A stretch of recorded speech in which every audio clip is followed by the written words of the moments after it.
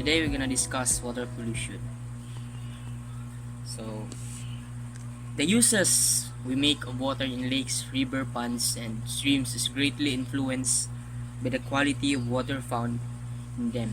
Activities such as fishing, swimming, boating, shipping, and waste disposal have very different requirements for water quality.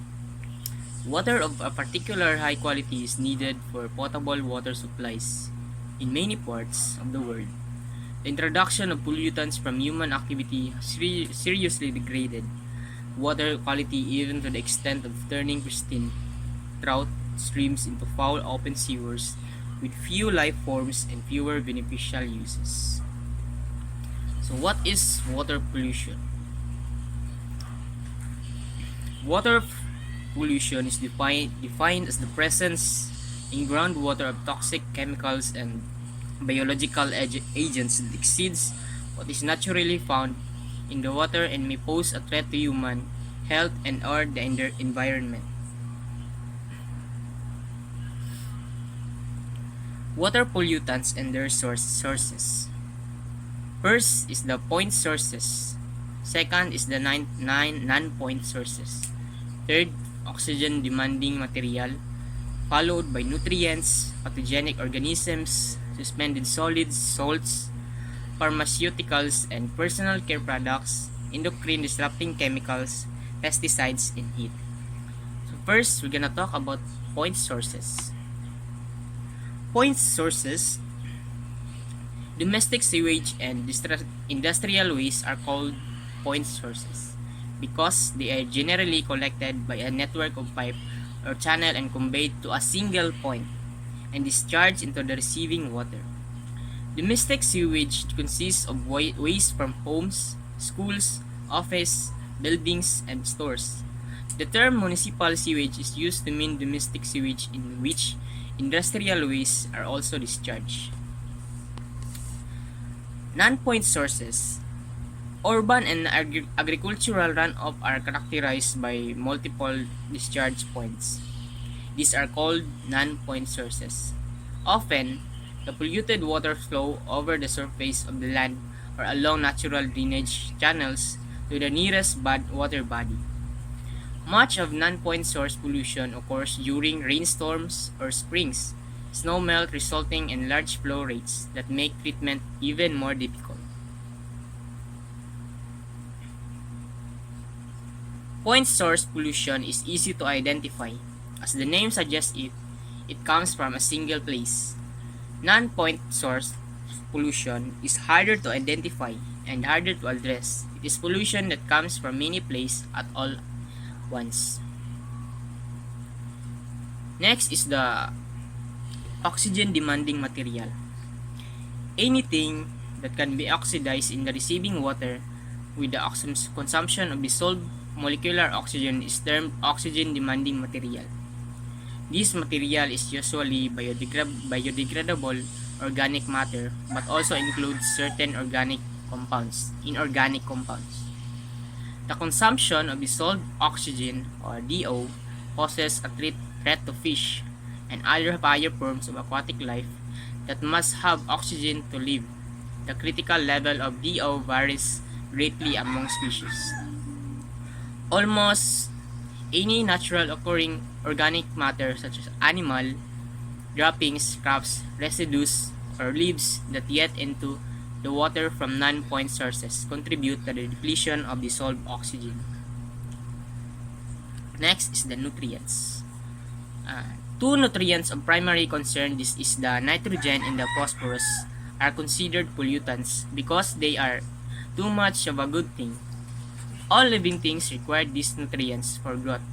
Thus, they must be present in rivers and lakes to support their natural food chain. Pathogenic organisms. Microorganisms found in wastewater include bacteria, viruses, and protozoa excreted by deceased persons or animals. When discharged into the surface waters, they make the water unfit for drinking, that is non-potable. Cholera and typhoid are endemic disease in the world. with over 384,000 cases of cholera and 16 million cases of typhoid per year. These killers cause 20,000 and 600,000 deaths per year respectively. That is according to the Population Reports 1998. Next is the suspended solids. Organic and inorganic particles that are carried by the wastewater in a receiving water are termed suspended solids. When the speed of the water is reduced by flowing into a pool or a lake, many of these particles settle to the bottom as sediment.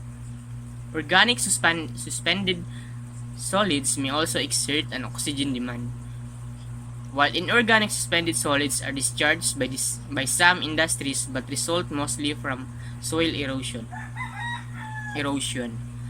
which is particularly bad in areas of logging, strip mining, and construction activity, as excessive sediment loads are deposited in lakes and reservoirs.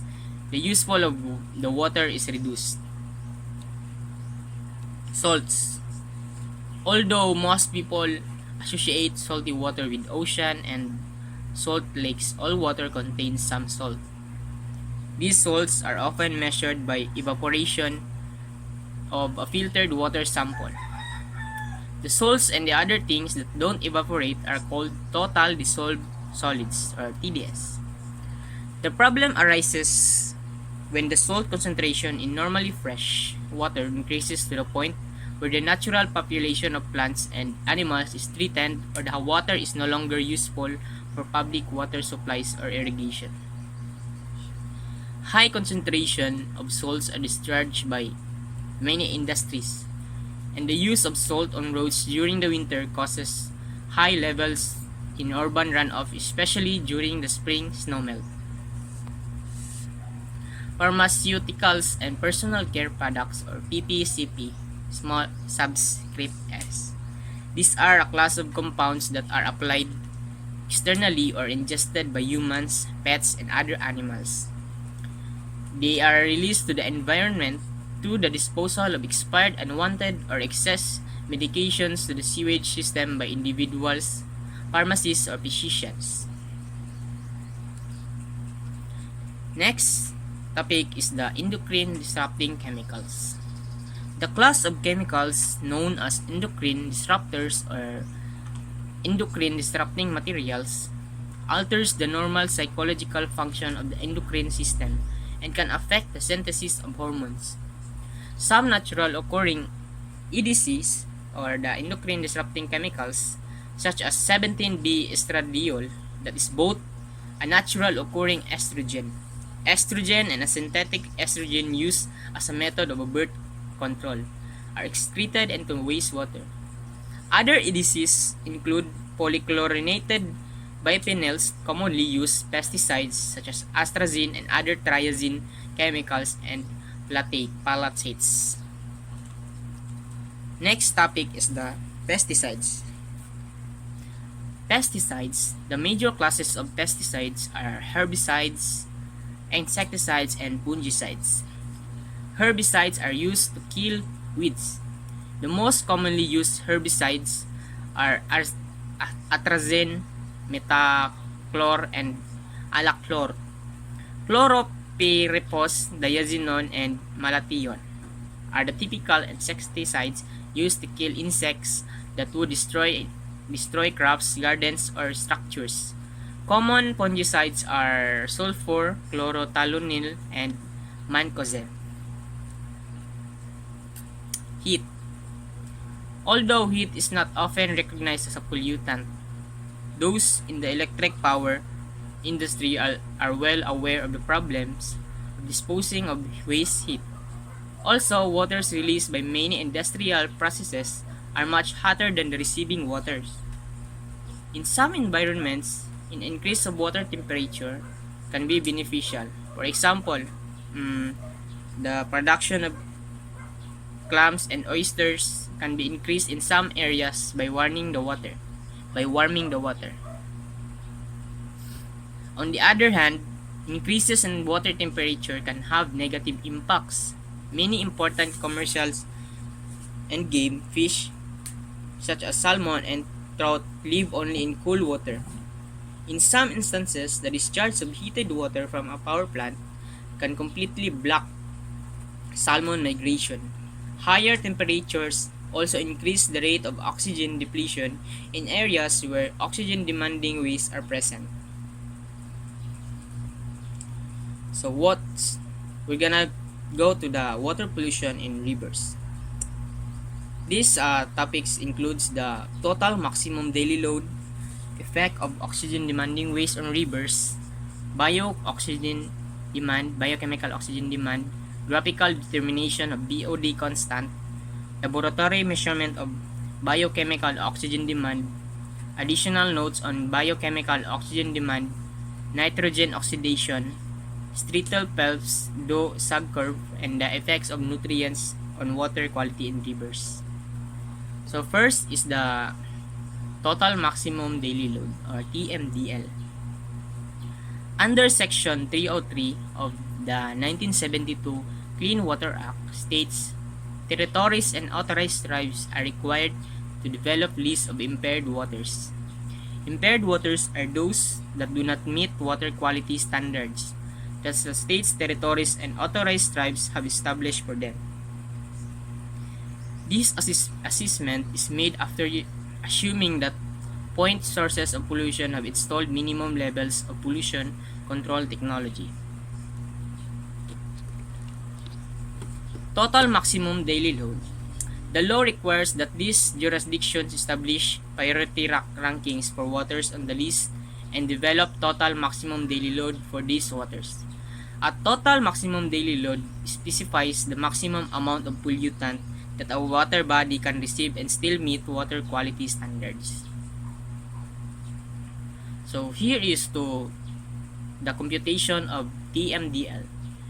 TMDL is equal to the summation of the WLA, which means waste load allocation, that is portions of sources, plus the summation of LA, which means load allocations, that is portions of the TMDL future non-point sources, plus the MOS, which means margin of safety. So that is to calculate the TMDL. Next topic is the effect of oxygen demanding waste on rivers. The introduction of oxygen demanding material, either organic or inorganic, into a river causes depletion of the dissolved oxygen in the water. This poses a threat to fish and other higher forms of aquatic life if the concentration of oxygen below a critical point falls below a critical point. Organic oxygen demanding materials are commonly measured by determining the amount of oxygen consumed during degradation in a manner approximating degradation in natural waters. This section begins by considering the factors affecting oxygen consumption during the degradation of organic matter, then moves on to inorganic nitrogen oxidation. Next is the theoretical oxygen demand, or THOD. The amount of oxygen required to oxidize a substance to carbon dioxide and may be calculated by stoichiometry. The chemical composition of substance is known. The amount of oxygen is known as theoretical oxygen demand. To compute, we have this example. Compute the theoretical oxygen demand of 108.75 ng per liter of glucose of C6H12O6. So first, we begin by writing the balance equation for the reaction. Next, compute the gram molecular weights of the reactant.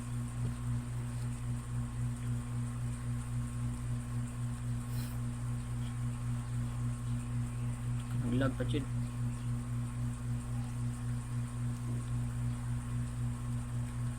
Next is the biochemical oxygen demand, or BOD. If the oxidation of an organic compound is carried out by the microorganism using the organic matter as a food source, the oxygen consumed is known as bio-oxygen demand, or BOD. The actual BOD is less than THOD due to the incorporation of some of the carbon into new bacterial cells. The BOD test is an indirect measurement of organic matter because we actually measure only the change in dissolved oxygen concentration caused by the microorganisms as they degrade the organic matter. So this is the BOD rate equation. BOD times time, where T is equal to 0, equals LO times 1 minus 10 minus KT, where LO, oxygen equivalent of organic compounds, at time equals 0. K, mali ko ganina, dili to T equals to 0. K is equal to used for the constant in base 10, while the small letter K, reaction base constant in base E, K is equals to 2.303 K.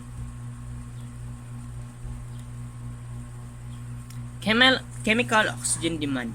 In contrast to the TOD, the chemical oxygen demand, COD, pronounced COD, is measured quantity that does not depend on knowledge of the chemical composed of substances in water.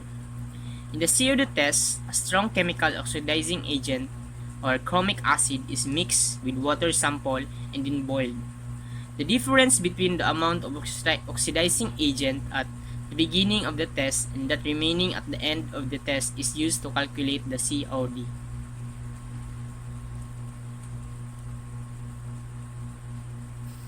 Next topic is the graphical determination of BOD constants. A variety of methods may be used to determine K and LO from an experimental set of BOD data. The simplest and least accurate method is to plot BOD versus time. The rate equation is used to solve for K. One simple method around is called Thomas graphical method.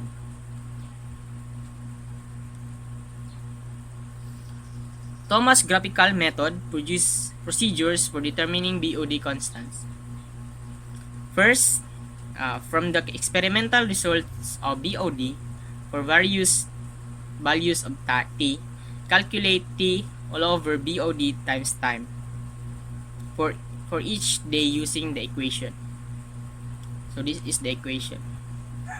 Second is plot T all over BOD T 1 all over 3 versus T on arithmetic graph paper and draw the line of the best fit by eye. Third is determine the intercept A and the slope B from the plot, determining the intercept A. So to find A is equals to KL subscript O raised to the power of negative 1/3. For slope B, B is equal to K quantity raised to the power of 2/3 divided by 6 times LO raised to the power of 1 all over 3, 1/3. Calculate K and LO. Calculate K by K is equals to 6 times B all over A. So to calculate LO is equals to 1 all over 6 times quantity of A to the squared times B. Next topic is the laboratory measurement of biochemical oxygen demand. In order to have as much consistency as possible, it is important to standardize testing procedures when measuring BOD. For the next slides, the standard BOD test is outlined with emphasis placed on the reason for each step. Step 1. Sample given. A special 300 ml BOD bottle is completely filled with a sample of water that has been appropriately diluted and inoculated with microorganisms.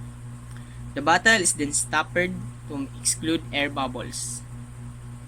The most oxygen that can dissolve is about 9 mg per liter, so the BOD of the diluted sample should be between 2 and 6 mg per liter. The dilution water also contains an inoculum of microorganisms so that all the sample tested on a given day contain approximately the same type and number of organisms. The ratio of undiluted to diluted sample is called sample size, usually expressed as percentage, while the inverse relationship is called dilution factor. So this is to calculate sample size and the dilution factor. The appropriate sample size to use can be determined by dividing 4 mg per liter by the estimated BOD concentration in the sample being tested. A convenient volume of undiluted sample is then chosen to approximate of this sample size. Step 2. Blank samples containing only the inoculated dilution water are also placed in BOD bottles and stoppered. Blanks are required to estimate the amount of oxygen consumed by the added inoculum of microorganisms called seed in the absence of sample.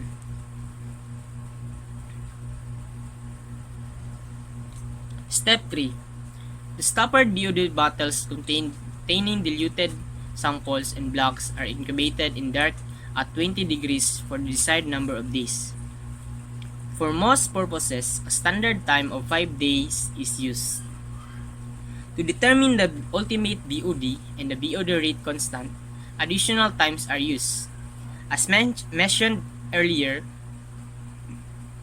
the BOD test is conducted at a standard temperature of 20 degrees, so that the effect of temperature on the BOD rate constant is eliminated and results from different laboratories can be compared. Step 4. After the desired number of days has elapsed, the samples and blanks are removed from the incubator and the dissolved oxygen concentration in each bottle is measured. The BOD of the diluted sample is then calculated using the following equation, where BOD subscript T times time equals DO subscript B times time minus DO subscript ST times the dilution factor, where the DO subscript BT is equal to the dissolved oxygen concentration in blank after T days of incubated mg per liter. Incubation. The unit is mg per liter. DO subscript ST means dissolved oxygen concentration in sample after T days of incubation. The unit is mg per liter. Next topic is the additional notes on biochemical oxygen demand. Although 5-day BOD has been chosen as the standard value for most wastewater analysis and for regulatory purposes, ultimate BOD is actually a better indicator of total waste strength. For any one type of waste having defined BOD rate constant and ratio between BOD and BOD5 is constant, so that BOD subscript 5, which the 5 is the time, indicates relative waste strength. Additional notes on biochemical oxygen demand. For different types of waste having the same BOD, the ultimate BOD is same only if by chance the BOD rate constant are same. The 5-day BOD was chosen as the standard value for most purposes because the test was devised by environmental engineers in England, where rivers have travel times to the sea of less than 5 days. So, there was no need to consider oxygen demand at longer times. Since there is no time that is any more rational than 5 days, this value becomes firmly entrenched. The next topic is the nitrogen oxidation. Many organic compounds such as proteins also contain nitrogen that can be oxidized with the consumption of molecular oxygen.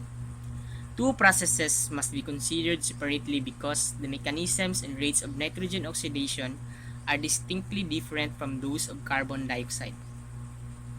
Logically, oxygen consumption due to oxidation of carbon is called carbonaceous BOD, while that due to nitrogen oxidation is called nitridation BOD.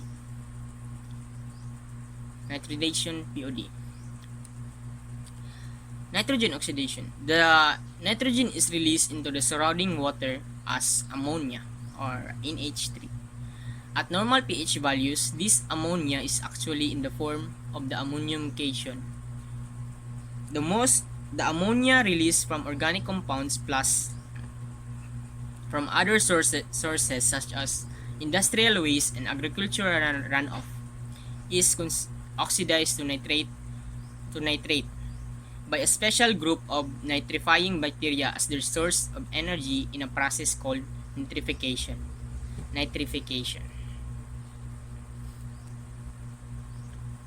So the overall reaction for ammonia oxidation is, this is the chemical equation. From this reaction, the theoretical NBOD can be calculated as follows. So this is the how to calculate. NBOD is equal to gram of oxygen used divided by grams of nitrogen oxidized. The actual nitrogenous BOD is slightly less than the theoretical value due to the incorporation of some of the nitrogen into new bacterial cells, but the difference is only a few percent. At the rate in which the NBOD is exerted depends heavily on the number of nitrifying organisms present. In an untreated sewage, there are few of these organisms, while in a well-treated effluent, the concentration is high. When samples of an untreated and sewage are subjected to the BOD test. In the case of an untreated sewage, the NBOD is exerted after much of the CBOD has been exerted. In the case of treated sewage, a higher population of nitrifying organisms in the samples reduces the lag time. When measurement of carbonaceous BOD is desired, chemical inhibitors are added to stop the nitrification process. The rate constant for nitrification is affected by temperature. Next is the Street-Phelps-Dawes-Sugg curve. One of the major tools of water quality management in rivers is the ability to assess the capability of stream to absorb a waste load. This is done by determining the profile of DO, or dissolved oxygen concentration, downstream from a waste discharge. This profile is called DO-Sugg curve. Because the DO concentration dips as oxygen-demanding materials are oxidized and then rises again further downstreams as the oxygen is replenished from atmosphere. To develop mathematically expression for the DO-Sugg curve, or dissolved oxygen Sugg curve, the sources of oxygen and the factors affecting the oxygen depletion must be identified and quantified. The only significant sources of oxygen are re-aeration from the atmosphere and photosynthesis of aquatic plants. Only depletion is caused by a larger range of factors, the most important being the BOD, both carbonaceous and nitrogenous of waste discharge, and the BOD already in the river upstream of the waste discharge. The second most important factor is that the DO in the waste discharge is usually less than that in the river. Thus, the DO at the river is lowered as soon as the water is added, even before any BOD is exerted. Other factors affecting dissolved oxygen depletion include non-point source pollution, the respiration of organisms living in the sediments, and the respiration of aquatic plants. Effects of nutrients on water quality in rivers. Although oxygen-demanding wastes are the most important river pollutants on an overall basis, nutrients can also contribute to deteriorating water quality in rivers by causing excessive plant growth. Some plant growth is desirable since plants form the base of the food chain and thus support the animal community. However, excessive plant and growth can create a number of undesirable conditions such as thick slime layers on rocks and dense growth of aquatic weeds. Effect of nitrogen. There are three reasons why nitrogen is detrimental to a receiving body. First, in high concentration, NH3 is toxic to fish. NH3, second is NH3 in low concentration, and NO3 serve as nutrients for excessive growth of algae. The conversion of NH4 plus to NO minus 2 consumes large quantities of dissolved oxygen. Effects of phosphorus. The major deleterious effect of phosphorus is that it serves as a vital nutrient for the growth of algae. If the phosphorus availability meets the growth demand of the algae, there is an excessive production of algae. When the algae die, they become an oxygen-demanding organic material as bacteria seek to degrade them. This oxygen demand frequently overtakes the dissolved oxygen supply of the water body and as consequence cause fish to die. Next topic is the water pollution in lakes. Under this, we have the stratification and turnover, biological zones, lake productivity, eutrophication, algae growth requirements, algal growth requirements, the limiting nutrient, control of phosphorus in lakes, acidification of lakes.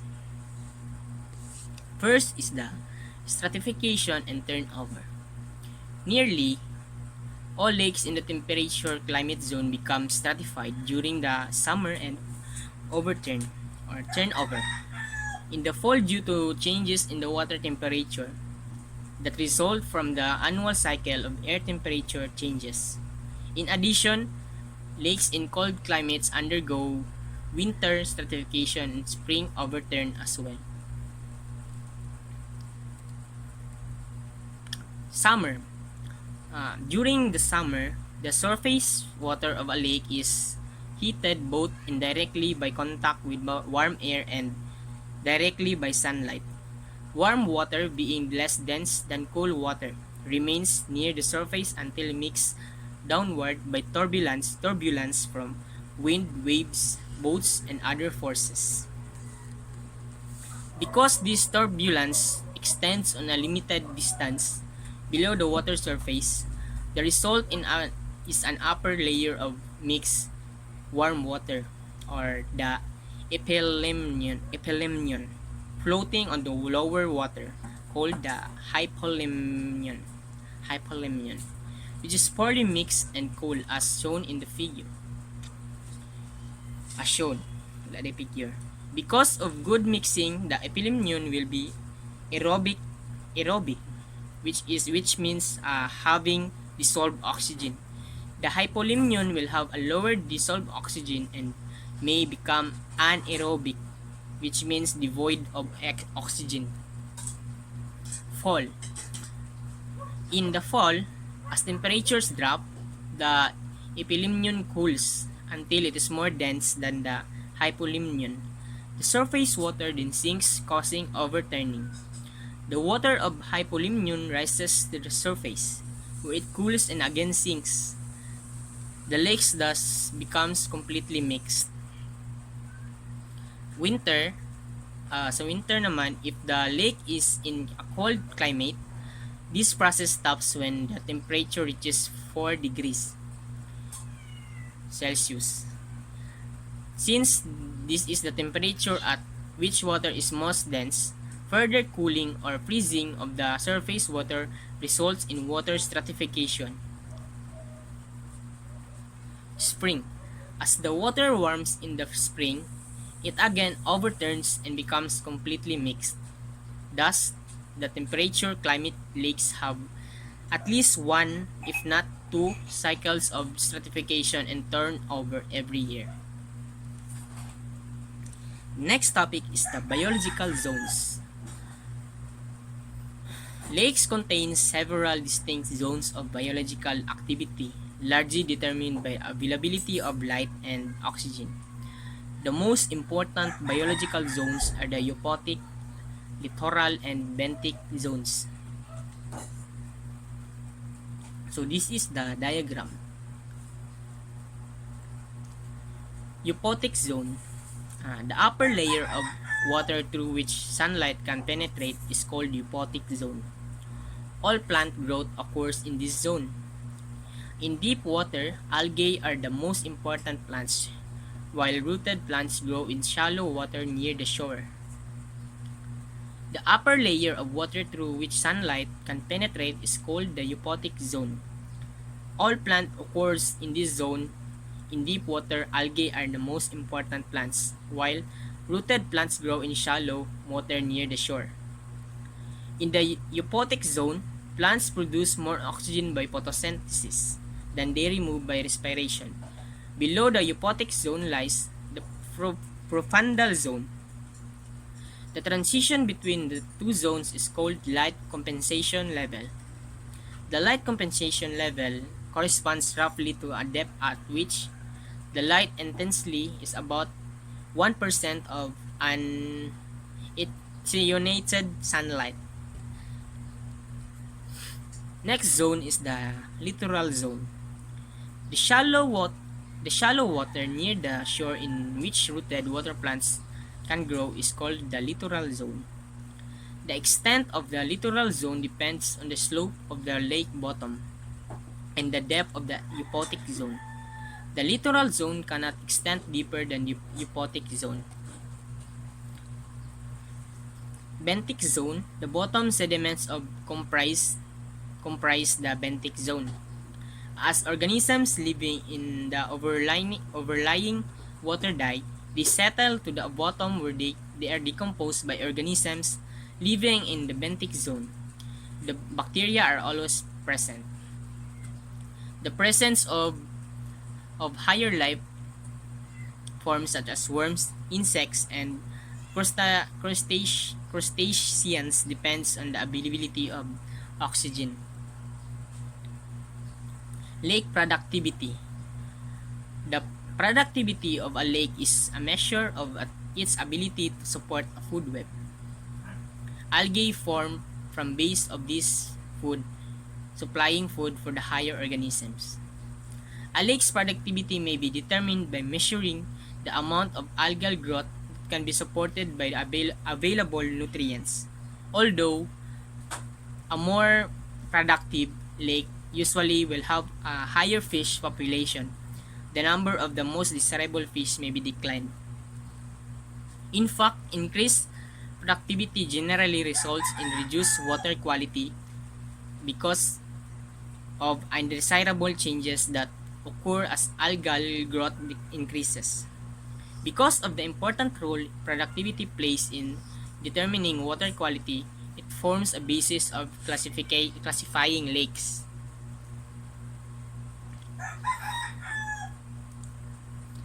So, first lake is the oligotrophic lakes.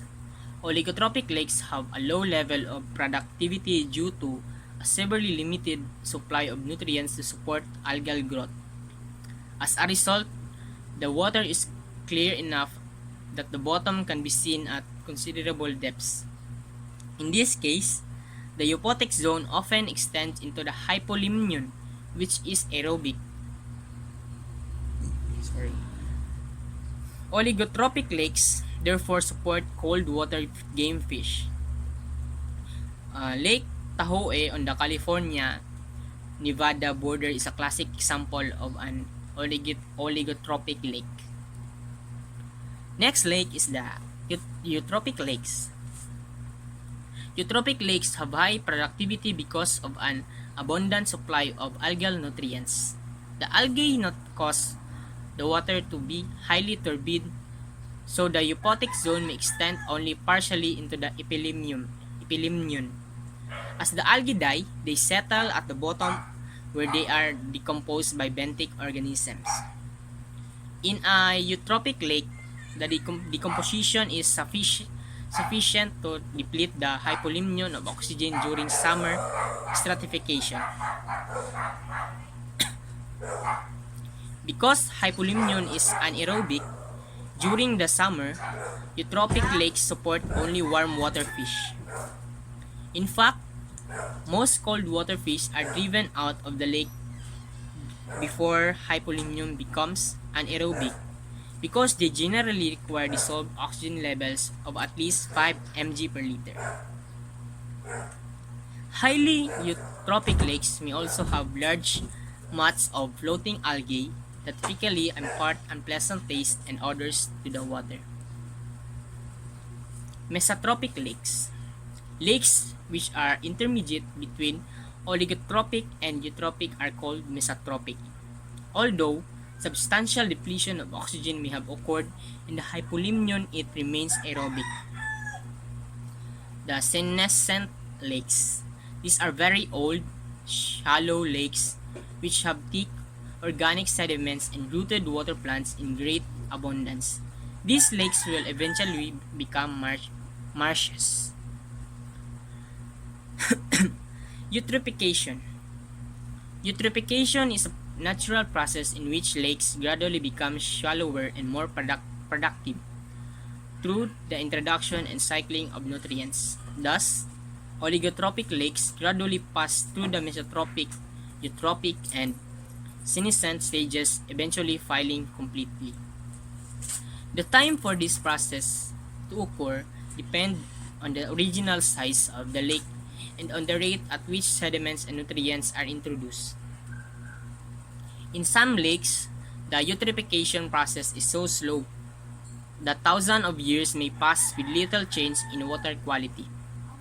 Other lakes may have been eutrophic from the day they were formed, if nutrient levels were high at that time. Cultural eutrophication is caused when human activity speeds the processes naturally occurring by increasing the rate at which sediments and nutrients are added to the lake. Thus, lake pollution can be seen as the intensification of a natural process. This is not to say that eutrophic lakes are necessarily polluted, but that pollution contributes to eutrophication. Next topic is the algal growth requirements. All algae might require micronutrients such as carbon, nutrients, and phosphorus, and micronutrients such as trace elements. For algae to grow, all nutrients must be available. Lack of any one nutrient will limit the total algal population. The availability of each nutrient in its natural cycle are summarized below. Carbon. Algae obtain their carbon from carbon dioxide dissolved in the water. Because the carbon dioxide is in equilibrium with the bicarbonate buffer system, the immediately available carbon is determined by the alkalinity of the water.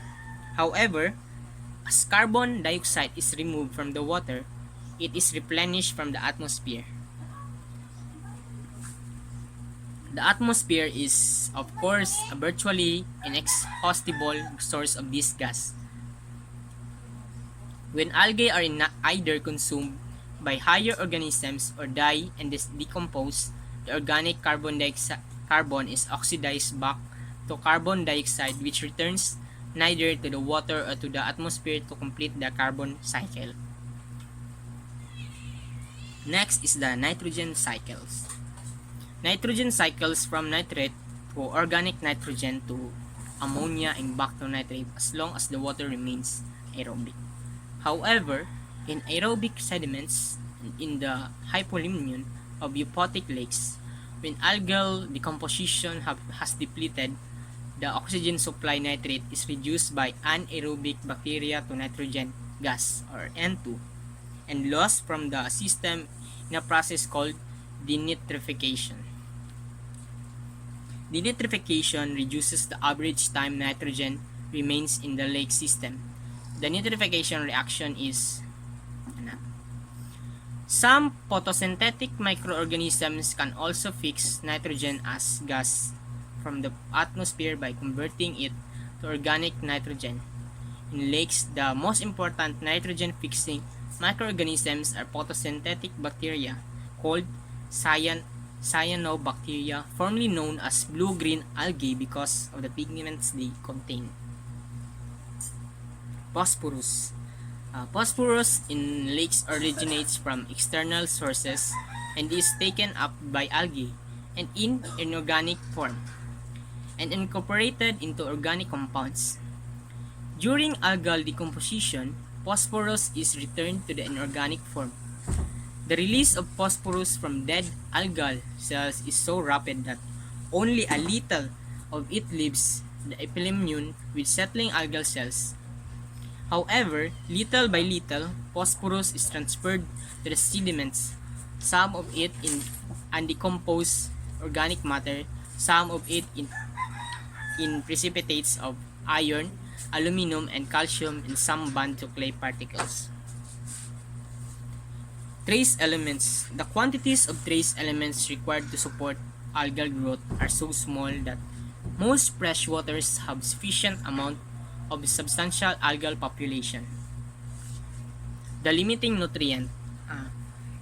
In 1840, Justin Liebig formulated the idea that growth of plant is dependent on the amount of food stuff that is presented to it in minimum quantity. This is known as Liebig's law of minimum. As applied to algae, it means that algal growth will be limited by the nutrient that is least available. Of all nutrients, only phosphorus is not readily available from the atmosphere or natural water supply. For this reason, phosphorus is deemed the limiting nutrients in lakes. The amount of phosphorus controls the quantity of algal growth and therefore the productivity of lakes. This can be seen This can be seen on the next slide, in which the concentration chlorophyll is plotted against phosphorus concentration. So this is the figure. Control of phosphorus in lakes. Because phosphorus is usually the limiting nutrient, control of cultural eutrophication must be accomplished by reducing the input of phosphorus to the lake. Once the input is reduced, the phosphorus concentration will gradually fall as phosphorus is buried in the sediment or flushed from the lake. In conjunction with reduced phosphorus inputs, these measures can help speed up the removal of phosphorus already in the lake system. Of course, the need to speed the recovery process must be weighed against the potential damage from inundating shoreline areas with sludge and stirring up toxic compounds buried in the sediment. To be able to reduce phosphorus inputs, it is necessary to know the sources of phosphorus and the potential for their reduction. The natural source of phosphorus is the weathering of rock.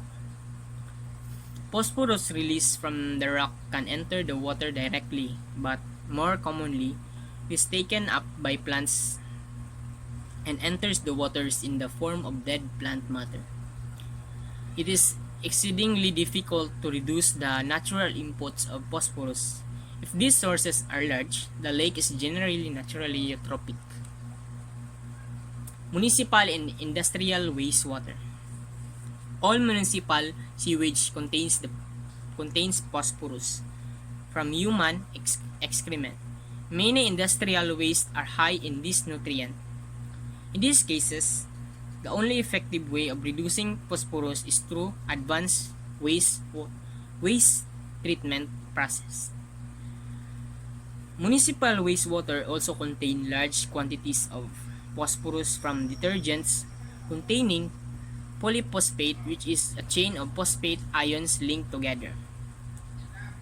The polyphosphate binds with hardness in water to make the detergent a more effective cleaning agent. Septic tank seepage.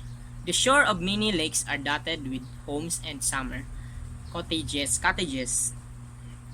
each with own septic tank and tile-filled for waste disposal. As treated wastewater moves through the soil toward the lake, phosphorus is absorbed by soil particles, especially clay. Thus, during the early life of the tile field, very little phosphorus gets to the lake. However, with time, the capacity of the soil to absorb phosphorus is exceeded, and any additional phosphorus will pass on into the lake, contributing to eutrophication. The time it takes for phosphorus to break through the lake depends on the type of soil. So, the distance to the lake, the amount of wastewater generated, and the concentration of phosphorus in that wastewater. To prevent phosphorus from reaching the lake, it is necessary to put the tile field far enough from the lake that the absorption capacity of soil is not exceeded. If this is not possible, it may be necessary to replace the septic tanks and tile fields with a sewer to collect the wastewater and transport it to a treatment facility. Agricultural runoff. Because phosphorus is a plant nutrient, it is an important ingredient in fertilizer. As rainwater washes off fertilized field, some of the phosphorus is carried into streams and then into lakes. Most of the phosphorus not taken up by growing plants is bound to soil particles. Bound phosphorus is carried into streams and lakes through soil erosion. Next topic is the acidification of lakes. Most lakes are buffered by the carbonate buffer system, to the extent that the vapor capacity of the lake is not exceeded. The pH of the lake will not be appreciable and affected by acid rain. If there is a source of carbonate to replace that consumed by acid rain, the buffering capacity can be quite large. Calcareous soils are those containing large quantities of calcium carbonate, or CaCO3. Most lakes are buffered by carbonate buffer system, to the extent that the buffer capacity of the lake is not exceeded. Next is the water pollution in estuaries.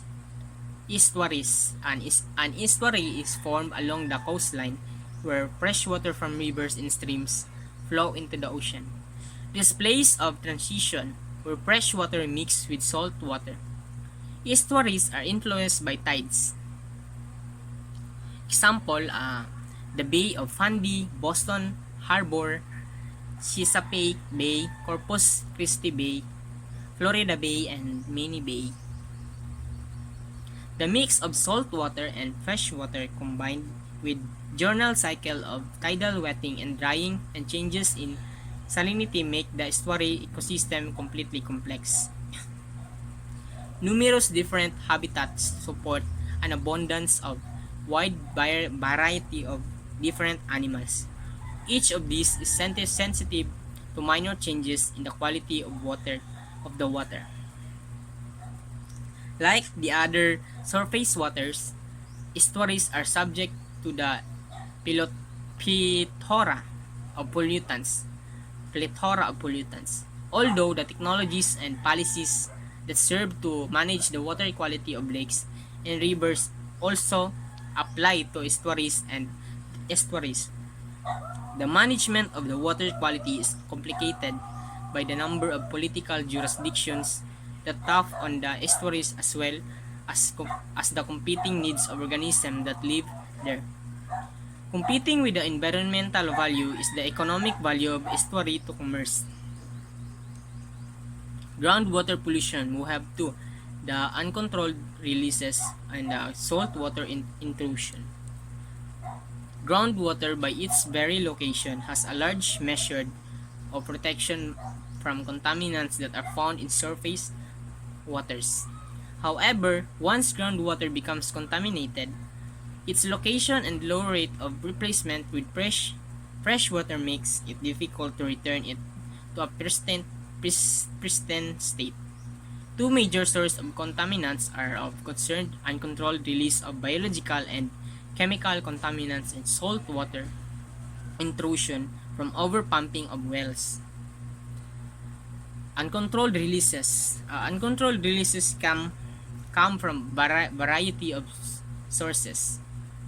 We have first discharge from improperly operated or regulated septic tanks, leaking underground storage tanks, improper disposal of hazardous or other chemical waste, spills from pipelines or transportation accidents, discharge of groundwater with contaminated surface water, leaking landfills, leaking retention ponds or lagoons.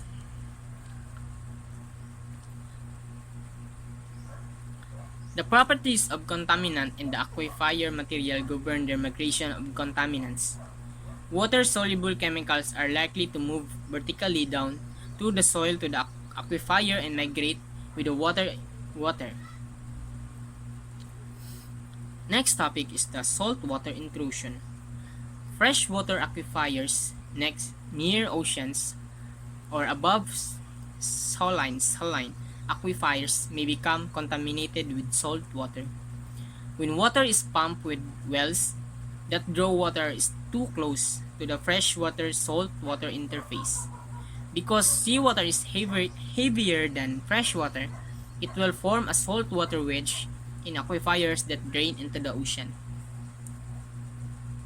Using the notation in the figure and assuming that fresh water moves horizontally to the ocean and the interface is abrupt and it occurs at the shoreline, we can express the freshwater pressure at any point of interface as P subscript F is equals to H plus Z times P subscript small letter p subscript F, where P capital letter P subscript F is equal to freshwater pressure. H is the height of water table above sea level. Usually the unit is meter. Z is the distance of interface below sea level. And small letter P subscript F is the density of fresh water, and the unit is kilogram per cubic meter. This pressure must be the same as the salt water pressure on the other side of the interface, that is P subscript F is equal to the Z times the P subscript S. Equating the two expressions and solving for Z gives, so this is the equation. Z is equals to the P F is divided by P small letter S minus P F times the height. That's all. Thank you.